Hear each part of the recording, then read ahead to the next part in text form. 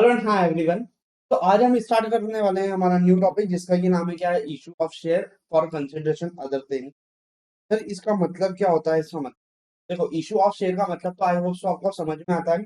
ये चैप्टर हम इतना पढ़ चुके हैं कि इशू ऑफ शेयर का मतलब यदि आपसे कोई तीन से उठाकर भी आपसे यदि पूछे तो आप लोग बता सकते। कंसिडरेशन अदर देन कैश का मतलब ये हुआ कि यदि किसी कंपनी ने शेयर इशू करे हैं को किसी पर्सन, बट उसके बदले में कंपनी को क्या हुआ है, कंपनी को जो पैसा मिला है वो पैसा नहीं मिला है, कंपनी को जो कंसिडरेशन मिला है, कंसिडरेशन का मतलब होता है बदले में जो मिला है ना, शेयर इशू करने के जो बदले में मिला है वो केस को छोड़कर कुछ अलग चीज मिली। मतलब क्या सर, समझ में नहीं है?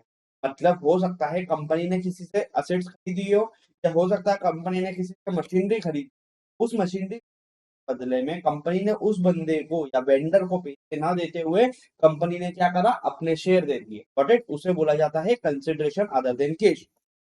तो बेसिकली पहले हम इसका मतलब समझते हैं कि इसका मतलब क्या होता है। देखिए, शेयर्स इशूड, पढ़िए मेरे साथ। Share issue for a consideration other than cash. A company में issue shares for the consideration other than cash. Company क्या कर सकती है? कंपनी इशू कर सकती है shares for consideration other than cash, such as against the purchase of an assets. या तो हो सकता है किसके बदले में इशू कर दे, परचेज एसेट्स करने के बदले में कंपनी शेयर इशू कर दे। या हो सकता है परचेज ऑफ अ बिजनेस, या तो कंपनी ने किसी का बना बनाया बिजनेस खरीद लिया और उसके बदले में उसको क्या दे दिए, शेयर दे दिए अपनी कंपनी के। और services taken ETC, purchase of an assets और purchase of a business and issue of shares to separate transaction. मतलब क्या, यदि कंपनी असेट्स खरीदेगी या कंपनी बिजनेस खरीदेगी, दोनों क्या है, अलग अलग ट्रांजेक्शन है। मतलब कंपनी यदि असेट्स खरीद रही है तो उसकी अकाउंटिंग अलग होगी, और कंपनी यदि बिजनेस खरीद रही है तो उसकी अकाउंटिंग क्या होगी दोस्तों, अलग होगी। ठीक है। Issue of shares to the vendor, देखिए यहाँ पर ये जो है ये मैंने आपको दिया हुआ है कंटेंट। देन यहाँ पर आप लोग अपना क्या है, सेल्फ स्टडी के लिए नोट्स बनाइए जो कि मैं आपको लिख, ठीक है, बहुत ही बेनिफिशियल एंड फ्रूटफुल रहेगा आप लोगों के लिए। ठीक है। देखिए दोस्तों, यहाँ पर मैंने आप सभी लोगों के लिए एक शानदार और जानदार नोट्स की समरी बना दी कि इशू ऑफ शेयर्स कंपनी कब कब कर सकती है। देखिए, इशू ऑफ शेयर्स की यदि मैं बात करूं, कंपनी तीन लोगों को जो है कंसिडरेशन अदर देन कंसिडरेशन के रूप में क्या है, कैश के रूप में शेयर इशू करती है। सबसे पहले कंपनी क्या कर सकती है, शेयर इशू कर सकती है वेंडर्स को। वेंडर्स का मतलब क्या, वह लोग जिनसे कंपनी ने या तो क्या खरीदी है, या तो असेट्स खरीदी है। असेट्स में हो सकता है कोई बिल्डिंग हो, प्लांट हो, मशीनरी हो। ठीक है, तो यहाँ पर आप लोग लिखिए असेट्स में क्या क्या आ सकता है। असेट्स में आ सकता है building, plant, machinery. Building plant machinery company ने खरीदी और उसके बदले में क्या करा, वेंडर को शेयर दे दिए। हो सकता है कंपनी ने किसी का बना बनाया बिजनेस बाय किया हो, तो उसके रूप में भी कंपनी क्या कर सकती है, शेयर इशू कर सकती है। Got it? तो जिससे बिजनेस खरीदा उसको यदि कंपनी शेयर दे दिया तो क्या बोला जाता है, वेंडर। ठीक है। देन कंपनी शेयर इशू कर सकती है किसको, प्रमोटर्स को। प्रमोटर्स का सर मतलब क्या होता है? प्रमोटर्स का मतलब होता है कंपनी के मालिक। कंपनी के मालिकों को कंपनी शेयर क्यों इशू करेगी? हो सकता है कि जब तक कंपनी इनकॉर्पोरेट नहीं हुई हो, मतलब कंपनी का लीगल एग्जिस्टेंस नहीं आया हो, कंपनी का सीआईएन नंबर जिसे बोला जाता है कंपनी आइडेंटिफिकेशन नंबर, जो कि इशू करता है कौन, मिनिस्ट्री ऑफ कॉर्पोरेट अफेयर्स। मतलब हमारी मिनिस्ट्री है, भारत सरकार, वो आइडेंटिफिकेशन नंबर देती है कि अब कंपनी लीगल एग्जिस्टेंस में है। जब तक कंपनी लीगल एग्जिस्टेंस में नहीं आती है तब तक किए गए सभी खर्चे क्या है, प्रीलिमिनरी एक्सपेंसेस हमारे कहलाते हैं, मतलब कंपनी बनने के पहले के एक्सपेंसेस। और यदि प्रमोटर अपनी जेब से करता है तो कंपनी बनने के बाद वो पैसा उसको मिलेगा। इसीलिए प्रमोटर्स को क्या है, उस प्रीलिमिनरी बदले में क्या है कि किए जा सकते हैं, शेयर इशू जा सकते हैं। देन आता है हमारा अंडर राइटर। कंपनी किसको शेयर इशू कर सकती है अदर देन केस में? Under writer. अंडर राइटर का मतलब क्या होता है? अंडर राइटर का मतलब वह बंदा जो कि कंपनी को गारंटी देता है कि यदि कंपनी मार्केट में शेयर इशू करने जाती है और उसे 90% से कम शेयर खरीदने वाले यदि मिलते हैं तो बचा हुआ जो भी डिफरेंस होगा वो कौन परचेज कर लेगा? ये अंडर राइटर। मतलब जो कंपनी शेयर करने जा रही है, यदि 90% से कम खरीदार मिले तो सेबी बोलता है कि आपका जो इशू है वो वैलिड नहीं है, आपका इशू लेफ्ट हो जाएगा। उस खतरे से बचाने के लिए अंडरराइटर कंपनी को क्या देता है, गारंटी देता है कि यदि आपके शेयर्स में पब्लिक पब्लिक खरीदेगी नहीं तो बचा हुआ जो भी डिफरेंस होगा वो क्या है, मैं खरीद लूंगा। क्या इसके बदले में इसको कुछ मिलता है? यस, इस अंडरराइटर को इसके बदले में मिलता है दोस्तों क्या, इसका कमीशन। आई थिंक आप लोगों को समझ में आया, ठीक है। तो इस अंडरराइटर को शेयर इशू करने के बदले में क्या मिलता है दोस्तों, इस अंडरराइटर को शेयर गारंटी देने के बदले में मिलता है क्या, कमीशन। आई होप सो समझ में आया, ठीक है। तो कंपनी किन लोगों को शेयर इशू कर सकती है other than cash? Company issue कर सकती है वेंडर्स को। वेंडर्स का मतलब या तो जिससे असेट्स खरीदी या जिससे बिजनेस खरीदा, किसको कर सकती है? और प्रमोटर्स को। प्रमोटर्स का मतलब वह व्यक्ति जो कि कंपनी का क्या है, मालिक है, जिसने कंपनी को बनाया है। अंडर राइटर मतलब वह बंदा जिसने कंपनी को गारंटी दी है कि यदि आप मार्केट में शेयर बेचने जाओगे, पब्लिक करने जाओगे, और पब्लिक का यदि सब्सक्रिप्शन 90% से कम है तो बचे हुए शेयर क्या है, मैं आप लोगों के खरीद लूंगा। आई होप सो दोस्तों आपको ये समझ में आया, ठीक है। देन इसके बाद में हम मूव ऑन करेंगे हमारा नेक्स्ट टॉपिक। इसके बाद में हम मूव ऑन करेंगे किसके ऊपर, issue of shares to the vendor. यदि कंपनी वेंडर्स को शेयर इशू करेगी तो उसकी अकाउंटिंग एंट्री क्या होगी, ठीक है दोस्तों। ये यहाँ पर मैं आपको बहुत ही सॉलिड नोट्स दोस्तों आप लोगों को बनवा रहा हूँ। मेरा आप सभी लोगों से बस एक ही रिक्वेस्ट रहेगा कि आप इस नोट्स को बनाइए, आपकी कॉपी में बहुत ही हेल्पफुल रहेंगे, लॉजिकल एक्सप्लेनेशन बेस्ड नोट, ठीक है। देखिए अब हमारा नेक्स्ट टॉपिक क्या रहा है।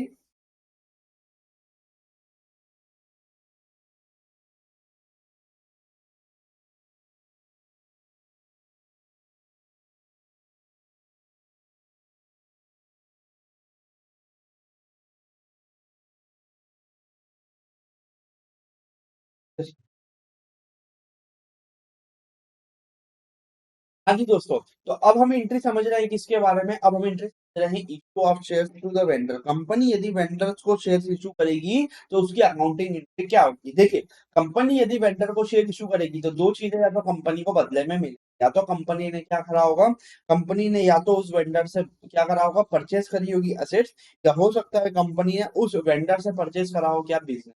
यदि कंपनी क्या करती है, परचेस करती है असेट्स की, तो उसकी अकाउंटिंग एंट्री क्या होगी, लेट्स बिगिन। सबसे पहले असेट्स क्या होगी, कंपनी के पास आएगी। हम एंट्री समझते हैं कि एंट्री क्या होगी। कंपनी के पास असेट्स आएगी तो हम क्या एंट्री करेंगे, असेट्स जब भी बढ़ती है तो हम क्या करते हैं, डेबिट। तो हम एंट्री करेंगे assets account debit to vendor. किससे आ रही है कंपनी के पास असेट्स, ये आप 11वीं क्लास में पढ़ चुके हो सारी एंट्री। मैं सिर्फ आप लोगों को रिवाइज करा रहा हूँ, ठीक है। कंपनी के पास क्या है, असेट्स आई, तो असेट्स बढ़ी तो क्या करेंगे, डेबिट करेंगे। और लाइबिलिटी बढ़ेगी तो क्या करेंगे, क्रेडिट करेंगे। तो लाइबिलिटी क्या है, कंपनी ने किससे खरीदा, कंपनी ने वेंडर से खरीदा, वेंडर को पैसे देना बाकी है तो कंपनी की क्या है, लाइबिलिटी है। लाइबिलिटी बढ़ गई तो हम क्या करेंगे, टू वेंडर, ठीक है। हम यहाँ पर मान लेते हैं कंपनी ने कितने में परचेज करी है असेट्स, कंपनी ने हम मान लेते हैं 1000 रुपए में ये असेट्स क्या करी दोस्तों, परचेज करी, ठीक है। तो परचेज ऑफ एन असेट्स होगा, तो परचेज ऑफ असेट्स होने पर हम एंट्री क्या करेंगे, assets account debit to vendor. मतलब क्या है, इसका मतलब है कंपनी ने क्या करा, वेंडर से असेट्स खरीदी।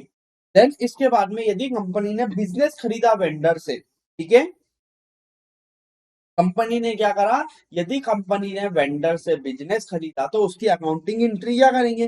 तो यहाँ पर देखिए दो सिचुएशन बन सकती है, क्या, सॉरी यहाँ पर तीन सिचुएशन बन सकती है हमारी। क्या बन सकती है सर, तीन सिचुएशन। हो सकता है कंपनी ने बिजनेस खरीदा हो किसके ऊपर, डिस्काउंट के ऊपर, मतलब 100 रुपए की चीज बोलते हैं ना, हमको जुगाड़ में मिल गई, 100 रुपए का बिजनेस कंपनी को 90 रुपए में मिल गया। तो हम यहाँ पर अकाउंटिंग एंट्री क्या करेंगे, तो देखिए यहाँ पर हमारी अकाउंटिंग एंट्री क्या होगी, यहाँ पर हमारी अकाउंटिंग एंट्री होगी सन्ड्री असेट्स अकाउंट डेबिट। मतलब कंपनी को असेट्स कितने की मिली, हम यहाँ पर मान लेते हैं कंपनी को असेट्स मिली कितने रुपए की, सॉरी यहाँ पर हम मान लेते हैं कंपनी को असेट्स मिली कितने रुपए की, 1100 रुपए की। बट कंपनी ने पैसा कितना दिया, कंपनी की जो लाइबिलिटी है टू,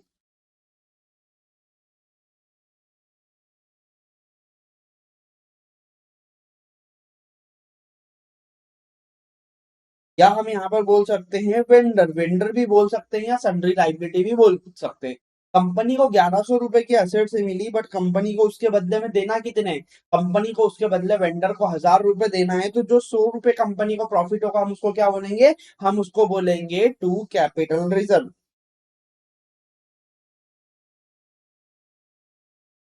इसका मतलब क्या हुआ सर? ये एंट्री का मतलब समझ में नहीं आया। इस एंट्री का मतलब हुआ कि जो 1100 रुपए की संपत्ति थी, कितने रुपए की संपत्ति दोस्तों? 1100 रुपए की मार्केट वैल्यू की संपत्ति कंपनी को 1000 रुपए में मिल गई, और 100 रुपए का कंपनी को क्या हो गया? प्रॉफिट हो गया, जिसको कंपनी ने क्या करा? कैपिटल रिजर्व में भेज दिया। ठीक है, इसका मतलब क्या है? कंपनी को जो संपत्ति मिली है वो ज्यादा मिली है, और कंपनी को वेंडर को जो पैसा देना है वो क्या है? कम देना है। ठीक है, इसके बाद हमारी दूसरे तरह की दोस्तों क्या हो सकती है? दूसरी एंट्री हो सकती है कि जब भी कंपनी ने बिजनेस परचेज करा, तो हो सकता है कंपनी ने बिजनेस डिस्काउंट पर इश्यू परचेज करा, या हो सकता है कंपनी ने क्या करा? बिजनेस जो परचेज करा पर वैल्यू पर करा। पर का मतलब क्या होता है? 1000 रुपए की संपत्ति ली और 1000 रुपए ही कंपनी को देना है। तो हमारी अकाउंटिंग एंट्री क्या बनेगी? हमारी अकाउंटिंग एंट्री बनेगी sundry assets account debit to sundry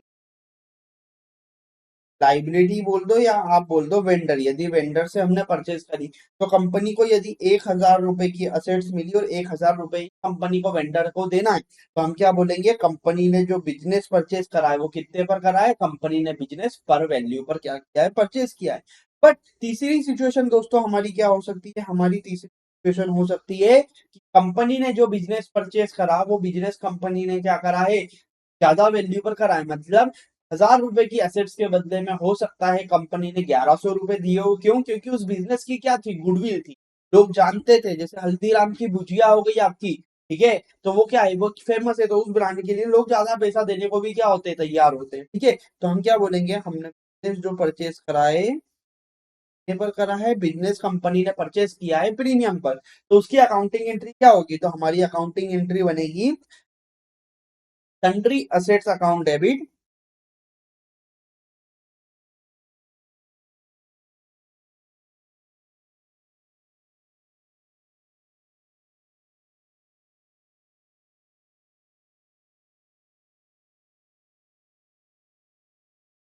goodwill account debit. क्यों? कंपनी ने 100 रुपए की असेट्स के बदले में ज्यादा पैसा दिया ना। और टू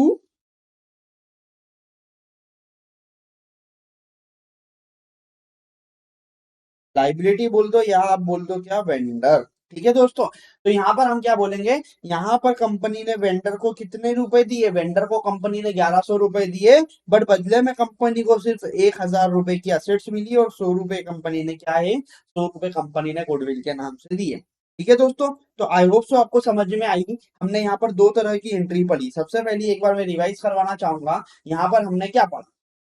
यहाँ पर हमने पढ़ा issue of shares to the vendor. यदि कंपनी क्या करती है? वेंडर को शेयर इशू करती है, तो उस सिचुएशन में हमारी कितने तरह की एंट्री बनेगी? उसमें हमारी दो तरह की एंट्री बनेगी। हो सकता है कंपनी ने क्या करा हो? परचेस करा हो असेट्स का, या हो सकता है कंपनी ने क्या करा हो? परचेस करा हो बिजनेस का। परचेज ऑफ असेट्स यदि की है, तो हमारी अकाउंटिंग एंट्री क्या बनेगी? परचेज करने की assets account debit to vendor. Assets क्या है? कंपनी की असेट्स बड़ी है, यहाँ पर लिख लो। कंपनी की क्या हुआ है? असेट्स बड़ी है तो डेबिट, और कंपनी की लाइबिलिटी बढ़ी है तो क्या करेंगे? क्रेडिट करेंगे। फिर उसके बाद में कंपनी ने यदि बिजनेस परचेस करा है, तो बिजनेस परचेस करने के केस में हमारी तीन ट्रीटमेंट बन सकते हैं। क्या? बिजनेस हो सकता है कंपनी ने डिस्काउंट पर परचेस किया हो सकता है कंपनी ने बिजनेस पर वैल्यू पर परचेस किया हो, या हो सकता है कंपनी ने बिजनेस प्रीमियम वैल्यू पर परचेस किया हो।